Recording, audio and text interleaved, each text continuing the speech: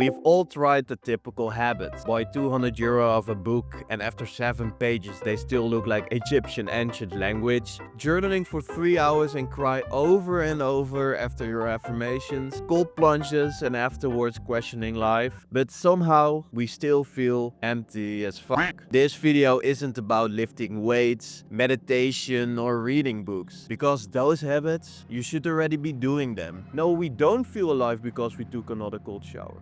We feel alive when we reconnect to what makes us human again. Well, why am I telling you this? Because I have experienced that as well. I thought in this self-improvement journey I should do everything alone. Doing monk mode for 6 months to make my business successful. Woke up at 5 in the morning and get locked in. And I did all this and still felt like something was missing practically. In this video, I'm talking about 6 powerful hobbies most men ignore, but they bring you back to the real life with actual fulfillment. You should stick around because number 5 and 6 changed everything for me.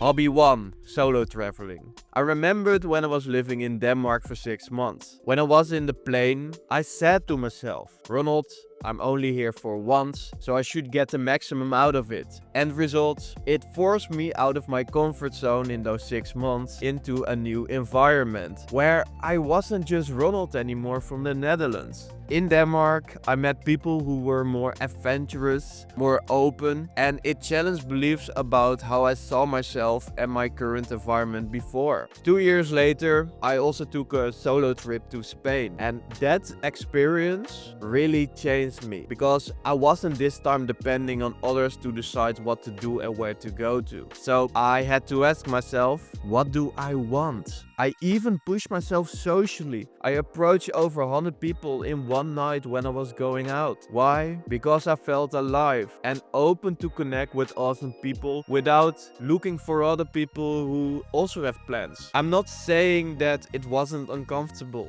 but the truth is, I rather dare to do the things I always wanted to do than dare not trying and looking back at my life at my starving bed. So think for your situation. Where do you want to go? Where you always wanted to go to? It doesn't have to be abroad. Maybe it's a city nearby in the country you're living. Maybe it's in nature or something, but do it alone, because then you will meet a version of yourself you've been avoiding your whole life.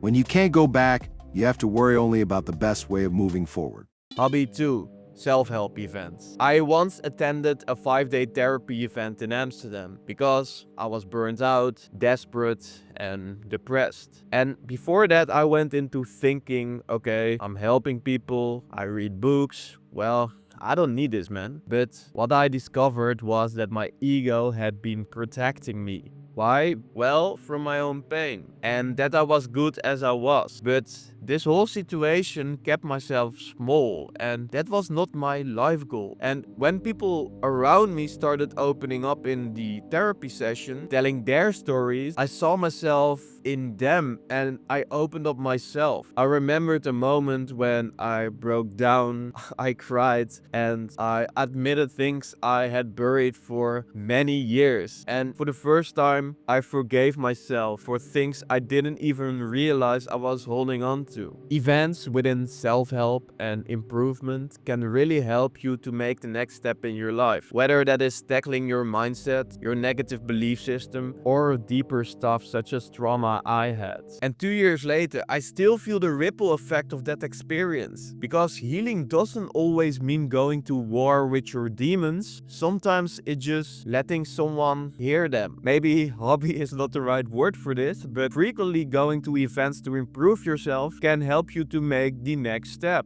The secret of life, though, is to fall 7 times and to get up 8 times. Hobby 3. Language learning. About 6 months ago, I started learning Spanish. My goal is to live in Spain and Colombia one day in my life. But learning a new language isn't just practical. It's psychological. It rewires your brain because it makes you also more open-minded for new cultures. Sure, it gives you a reason to show up consistently, like every habit, but that's not the most important thing, because that is to build real connection. And when you finally have your first real conversation with someone in that new language, well, it hits you or something. You understand pronunciations, then words, and you become someone else. Someone stronger, someone more open-minded, and more connected to other cultures as well. So think about the language you are maybe interested in. And don't think too much about it. And I'm not talking about Duolingo.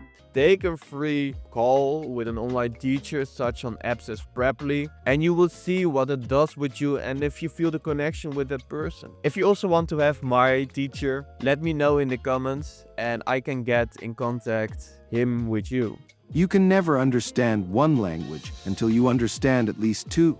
Hobby 4. Cold approach or social courage. Let's get real. Most guys overthink this to death. They believe cold approach means you have to get the number, the date, or to get rejected. But the real value in it is learning to face your fears. And what you've learned by this is get comfortable with the uncomfortable. Because the fears will still be there, but they become more and more as a friend than as an enemy, you know? Start small. Ask someone where the nearest coffee spot is. Give a small compliment.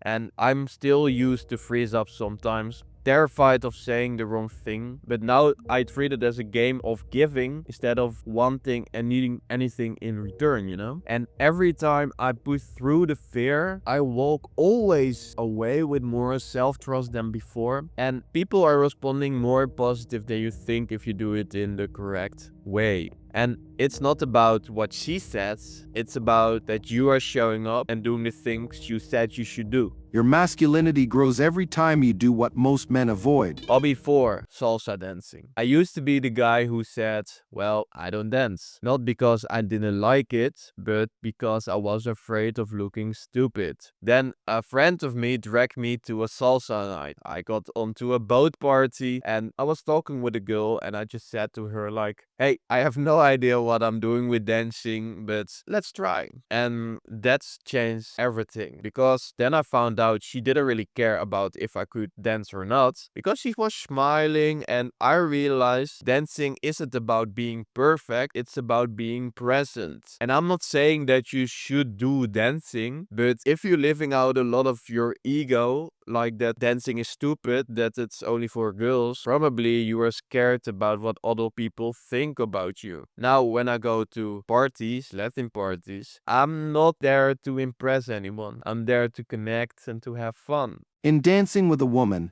the man learns leadership not through force, but through presence. Hobby 6. Creative hobbies. I think what a lot of guys overlook is the power to have a creative outlet.